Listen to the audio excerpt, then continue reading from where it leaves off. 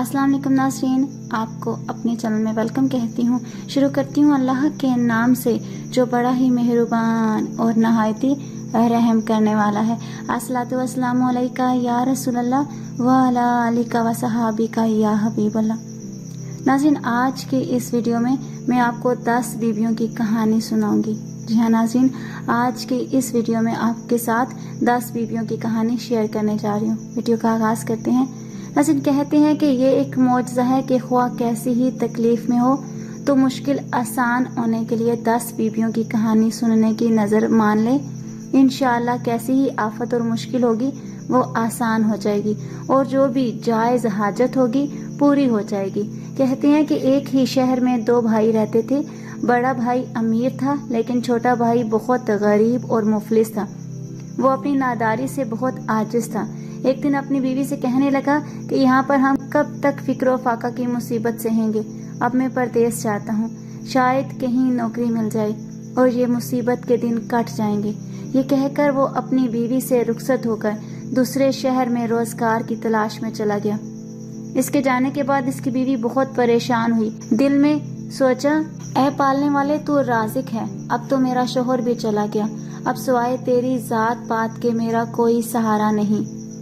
आखिर एक दिन जब वो मजबूर हो गई तो अपने शोहर के बड़े भाई के घर गई और अपने सब हालात बयान किए।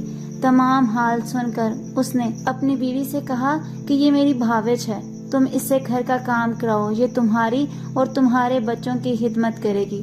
जो कुछ अपने खाने से बचे दे दिया करो। गर्ज के वो मोमना अपने शोहर के भाई के घर काम करती और सारा दिन बच्चों की खिदमत करती।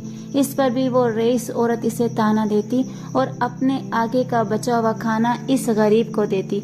इस तरह एक मुद्दत गुजर गई। हर रात ये मुसीबत ज़दा मोमना अपने शोहर की वापसी की दुआ मांगती थी।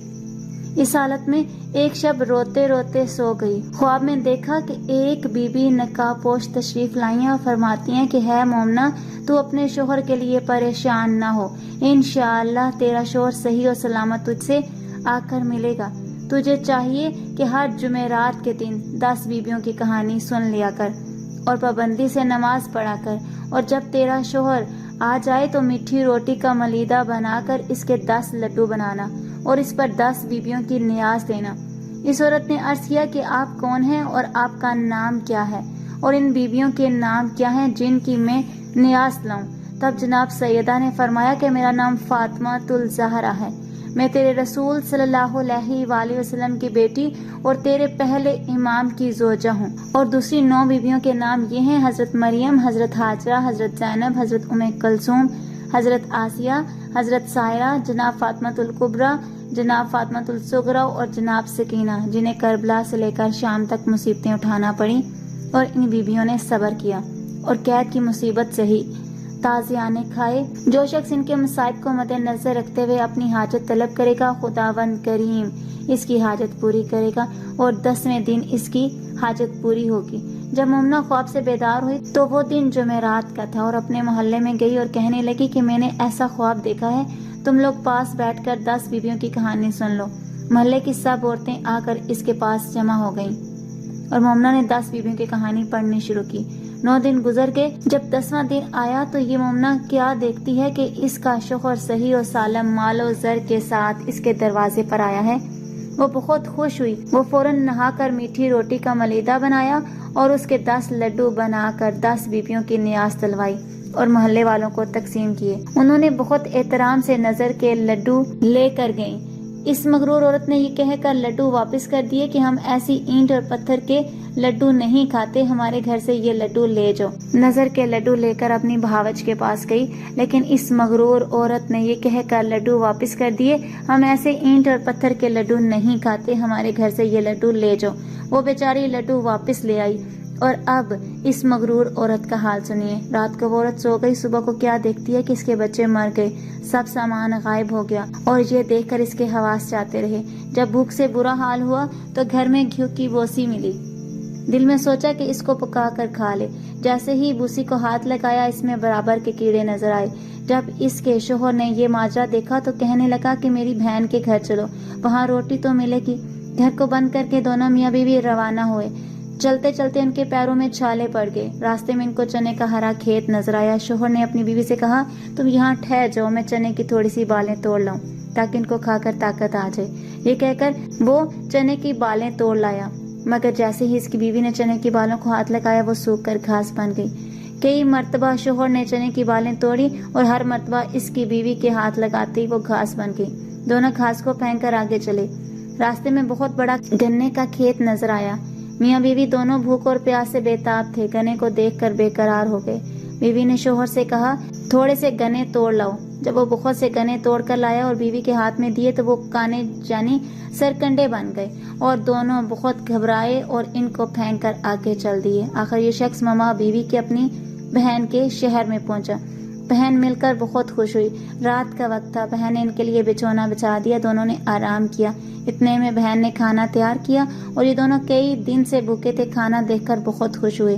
جیسے اس کی بیوی نے روٹی کا ٹکڑا توڑا، کیا دیکھتی ہے کہ کھانے میں سے سخت بدبو آ رہی ہے، کھانا سڑ گیا ہے۔ عورت اپنا سر پکڑ کر بیٹھ گئی اور کہنے لگی اللہ، اب ہم کب تک بھوکے رہیں گے، ہماری جان نکل رہی ہے۔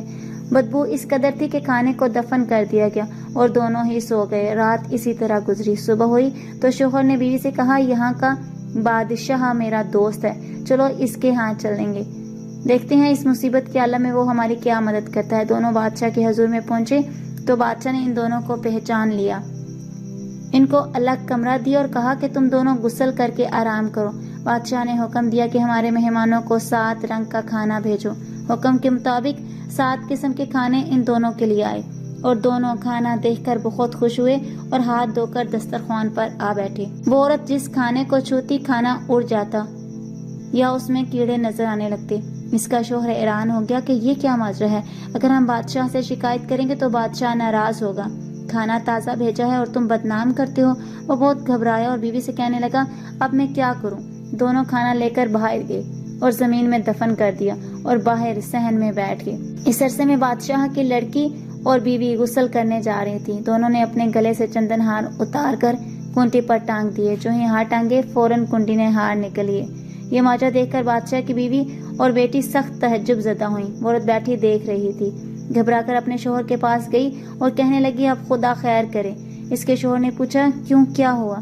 تب اس نے چندن ہار کا واقعہ سنایا اور کہا جلدی سے یہاں سے چلو، ایسا نہ ہو کہ بادشاہ ہم کو قید کر لے اور قتل کرا دے۔ دونوں بغیر اطلاع کیے بادشاہ کے ہاں سے چل دیے۔ چلتے چلتے وہ دریا کے کنارے پہنچے اور وہاں جا کر دونوں میاں بیوی بیٹھ گئے۔ شوہر نے بیوی سے کہا کہ یہ نہیں معلوم کہ ہم سے کیا خطا ہوئی ہے جس کی وجہ سے ہم پر اتنا عذاب نازل ہو رہا ہے۔ بیوی نے کہا کہ مجھ سے ایک گناہ ضرور ہوا ہے، وہ یہ ہے کہ جب تمہارا بھائی ملازمت کرنے پر دیس گیا تھا، کافی عرصے سے وہ لاپتہ رہا، جس کی وجہ سے تمہاری بھاوج نے عمل کیا اور سچ مچ تمہارا بھائی واپس مال و زر کے ساتھ آ گیا۔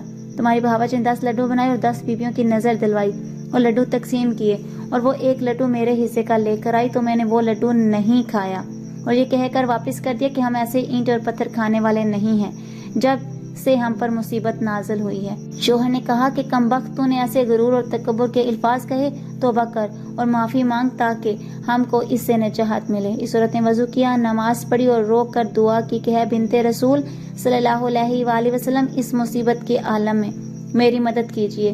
اس کے بعد اس نے دریا سے ریت لا کر لڈو بنائے اور اس پر 10 بیویوں کی نظر دی۔ یہ اجاز جناب سیدہ اور جناب زینب اور ام کلثوم، وہ لڈو موتی چور ہو گئے اور یہ دیکھ کر دونوں نے درود پڑھا۔